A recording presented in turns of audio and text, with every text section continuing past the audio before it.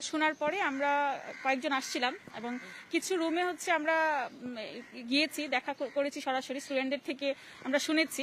তো তখন পর্যন্ত স্টুডেন্টরা কনফিউজড ছিল যে সমস্যাটা পানিতে নাকি খাবারে। তো তখন আমরা প্রভোস্টের সাথে বসেছি। প্রভোস্ট বলছে যে পানির স্যাম্পল পাঠানো হয়েছে, সেটা মানে পরীক্ষা করা হবে যে আসলে সমস্যাটা কোথায়। কিন্তু অত্যন্ত দুঃখের বিষয় যে এই পর্যন্ত আসলে আমরা স্যাম্পলের কোনো হদিস পাই নাই। যে বারবার করে প্রশাসন থেকে জানতে চাওয়া হলো ওই স্যাম্পলটার আসলে কি ফলাফল আসছে সেটা আমরা এখনো জানতে পারি নাই। এবং এটা খুবই কনসার্নিং বিষয় যে এত স্টুডেন্ট অসুস্থ হয়েছে যে আমাদের মানে এইটার কোনো একদম ভ্যালিড একটা ডাটা আসলে হল প্রশাসনের কাছে ওইরকম আমরা দেখি নাই যে কতজন অসুস্থ হয়েছে, সিরিয়াস অসুস্থ কতজন, বা এটার উৎপত্তিটা আসলেই পানি থেকে কিনা, এইটার যে মানে এই উৎপত্তিটা কোথায় থেকে এটা এখনো প্রশাসন ক্লিয়ার করতে পারে নাই।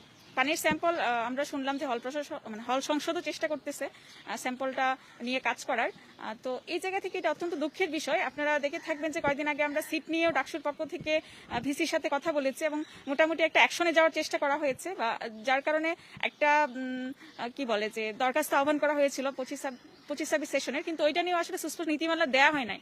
যে একটা ক্যাম্পাসের শিক্ষার্থীদের যে মৌলিক অধিকার, খাদ্য, বাসস্থান, এই জায়গাটাতে বিশ্ববিদ্যালয়ের প্রশাসন এখনো পর্যন্ত সুস্পষ্ট কোনো উদ্যোগ আমরা নিতে দেখি নাই। ক্যান্টিনগুলোতে এখনো অপরিষ্কার, অপরিচ্ছন্নতার অভিযোগ আমরা অহরহ দেখতে পাচ্ছি। আপনারা গত কিছুদিন আগেও দেখেছেন টিএসসি কলাভবন ক্যাফেটেরিয়ায় যে টিএসসি ক্যাফেটেরিয়ায় খাবারের সাথে যে পচা মাংসের ইয়েটা আসছে, এবং অন্যান্য হলগুলোতেও দেখা যাচ্ছে যে তেলের সমস্যা, অন্যান্য পচা সবজি, বা ফ্রিজগুলো অপরিচ্ছন্ন, খাবারে হাইজিন মেনটেন হচ্ছে না। তো এই সবগুলো বিষয় আসলে প্রশাসন কিভাবে ডিল করছে আমাদের কাছে স্পষ্ট না, এবং ওনারা কি চিন্তা করতেছে এটা আমাদের কাছে এখন পর্যন্ত স্পষ্ট না। ওনারা আমাদের স্পষ্ট কোনো বার্তা দিতে পারছে না। এবং এতদিন পরে ভিসি স্যার শুনলাম যে হল নাকি পরিদর্শন এসেছিলেন, কিন্তু স্টুডেন্টদের পক্ষ থেকে বলা হয়েছে যে উনি অসুস্থ কোনো মেয়ের সাথে আসলে দেখাও করেন নাই। তো সেই জায়গা থেকে আমরা খুবই আশ্চর্য হয়েছি। তো আমরা আশা করব যে প্রশাসন এখনো উদ্যোগ নেবে, এবং যেটা প্রশাসনেরই করা উচিত ছিল যে প্রত্যেকটা স্পটের পানিগুলো কিছুদিন পরপর পরীক্ষা করা, এবং কিভাবে নিরাপদ পানি, নিরাপদ খাবারটা অন্তত এনশিওর করা যায়, নিরাপদ থাকাটা এনশিওর করা যায়, এটা অন্তত আমরা আশা করেছিলাম। তো আমরা ডাকসুর পক্ষ থেকে আমরা হল সংসদ থেকে নিয়মিত যোগাযোগ রাখছি, প্রভোস্ট ম্যামের থেকে আমরা আপডেট চেয়েছি, যোগাযোগ রাখতেছি, এবং আমাদের পক্ষ থেকে যতটুকু সম্ভব আমরা করে যাব। এবং আমরা প্রশাসনকে বলতে চাই যে আপনারা